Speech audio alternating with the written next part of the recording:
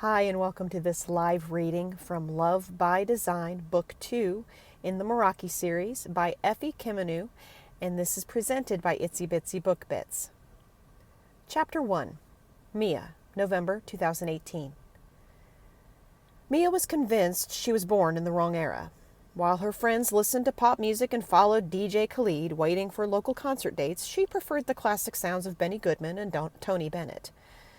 Classic rock was as contemporary as she got, and the same could be said about how her tastes ran with just about everything.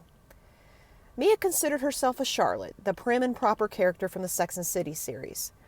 And although the sitcom represented women living in Manhattan from 2 decades ago, she shuddered at the thought of comparing herself to any of her contemporaries in the series' girls.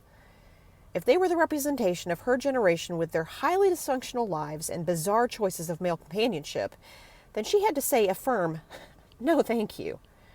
Charlotte was refined, cultured, and at least somewhat discerning with her men. And the clothing. Mia envied her sophisticated designer dresses tailored to accentuate her slim figure. In truth, Mia preferred to daydream of a more genteel time. She yearned to live like Audrey Hepburn and Sabrina or Roman Holiday, back when women dressed fashionably and men knew what it meant to be a gentleman. Give her the classic style of Jacqueline Kennedy in the days of Camelot, or the stylish dresses Lucy wore in her sitcom as she played bridge with the ladies. The iconic little black sheath dress and string of pearls worn in breakfast at Tiffany's was her go-to look for any occasion. Mia was seated, perched upright at her computer, a support pillow resting at the back of her chair. Some days she could spend as many as 8 hours focused on the monitor editing short videos or creating print layouts. Other days were spent running from department to department, directing photo shoots, attending pitch meetings, or hiring set designers for future campaigns. Leaning back, Mia clasped her hands together and stretched them over her head, loosening out the kinks from sitting in one position for so long. She kicked off her black spiked heel pumps, removed her dark-rimmed glasses, worn only to magnify the images on the screen, and rubbed her tired eyes. Home Life was one of Heiress Publications' smaller staffed magazines. It was most likely Mia's diverse skills that had first won her the position she now held. It was rare for a graphic designer to have the capability to also take professional-grade photographs and edit the raw footage of a video shoot. But Mia could do all of it, and she hoped these skills would not make her not only more marketable but also invaluable to her employers. "Do you want to grab something to eat before we go to the CCP meeting?" Jenny, one of Mia's co-workers, asked, rolling her chair back so she could peer around the cubicle partition separating their desks. Mia pressed the home button on her iPhone. The display read 6:15. "Sure," she said. "We'll have to make it quick, though. I don't want to be late for our first meeting." She slipped back into her shoes, opened her desk drawer, and retrieved her bag. Mia waved goodnight to her other co-workers as she and Jenny walked past long white tables partitioned with adjustable slats, hosting several computers for employees' stations. The walls were painted a soft rose, giving the room a fresh, light atmosphere, and, despite a nearing deadline, there was nothing about this space that seemed chaotic. As they made their way to the glass door etched with the magazine logo leading to the elevator, Jenny turned to Mia. "Lay District?" Jenny asked. "I never say no to French food," Mia agreed eagerly. Heiress Publications was located in Brookfield Place, a shopping center and office building adjacent to the World Trade Center. Anything Mia needed was at her fingertips, from the high-end designer boutiques where she could only afford to window shop, to the more sensibly priced stores, to a couple of high-end food courts offering a variety of unique foods from which she could never tire. Mia found 2 vacant high-top seats by a counter situated around the open cook station in Lay District. They each ordered a glass of rosé and shared a charcuterie board while their paninis were being prepared. "The guy was a total drip," Jenny said, filling her in on her date from the night before.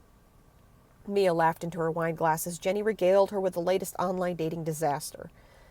Normally, she would have heard all about it when she'd come home, but Mia had fallen asleep early and didn't hear her roommate come in. I filled out this long, extensive profile with a ton of detailed questions, and they sent me that guy?" Jenny went on. "He droned on for 45 minutes about the benefits of the statin his company developed over the competing pharmaceutical companies." "So, no second date?" Mia joked. "I didn't finish the first one. I went to the ladies' room and asked my sister to call me in 10 minutes, Jenny said. Then I got the hell out of Dodge on some lame excuse." Have you sworn off dating apps now? Mia asked, spreading some brie on a paper-thin cracker. That one, definitely. But I'm on Zoosk now, and they have the best success rate. With her auburn hair and green eyes, Jenny's face was striking. Her figure was a bit too curvaceous for her own liking, but Mia pointed out to her more than once that women like Marilyn Monroe and Jane Russell flaunted their bodies proudly, and that she needed to as well. Why don't you give it a try, Mia? What do you have to lose? Precious time, Mia answered. That's not for me. How did couples meet before all this online stuff? What happened to the old-fashioned way of meeting by chance or at work or through a friend? Jenny raised an eyebrow. And how many men have you met that way? Point taken. Sweeping her lustrous sable hair from her face, Mia sighed. You know, for a person living in the most progressive city in America, you sure have some small-town ideals. Not small-town, Mia corrected. I just like things to happen a certain way. I like romance and instant chemistry, not profiles and clinical checklists. The grill man served up their plates, interrupting their conversation, and Mia thanked him. We have about 15 minutes before we have to make a dash for it. After they finished the dinner, Mia and Jenny headed to the bank of elevators. They rode up to the 21st floor and looked for the suite where the CCP meeting was to be held.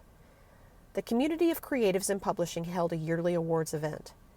In addition, they introduced high school students to the many positions the publishing industry had to offer and helped to place college students with internships. A portable stage had been erected at the front of the room. Behind it, a large viewing screen was set up. A podium was placed off-center, and seating had been arranged in rows beyond the stage. Seats were filling up quickly. Mia and Jenny found chairs in the 5th row, seated themselves quietly, and waited for the meeting to begin. Mia was doodling on her notepad when the chairman of the organization stepped up to the podium. She didn't even notice until he began to speak, looking up when she heard a voice as smooth as velvet, laced with a slight indistinguishable accent, seduce her ears. And then she saw him. Tall, dark, and handsome was too vague a description for this man. His double-breasted suit looked as though it had been tailored specifically for him, and she was sure it had been. He wore a cuffed shirt with gold and onyx cufflinks, and she'd bet any amount of money his ensemble cost more than she made in 3 months. Mia wasn't one for dramatic overtures, but she latched onto Jenny's arm. Her nails dug into her friend's skin in an involuntary reaction to the man standing on the stage before her. He was gorgeous. As if his face wasn't perfect enough with his square jaw and the deep dimple in one cheek, he pulled out a pair of black framed glasses and slipped them on before beginning his speech. "Oh, my God," Mia whispered, trying to contain herself. "Now that's a Clark Kent who doesn't need the Superman costume." "He is hotter than hell," Jenny agreed. She glanced at Mia with a raised eyebrow. "I've never seen you react this way to anyone. Ever." "That's because I don't recall Adonis coming down from Mount Olympus before." "You'll just have to find a reason to speak to him when the meeting is over," Jenny suggested. "Shh, he's about to begin." Mia put a finger to her lips to silence her friend before adding, "Besides, I can't do that. I'd die of embarrassment." She fell silent as he began his speech. "Good evening and welcome. For those of you who don't know me, my name is Nicholas Aristides of Eris Publications.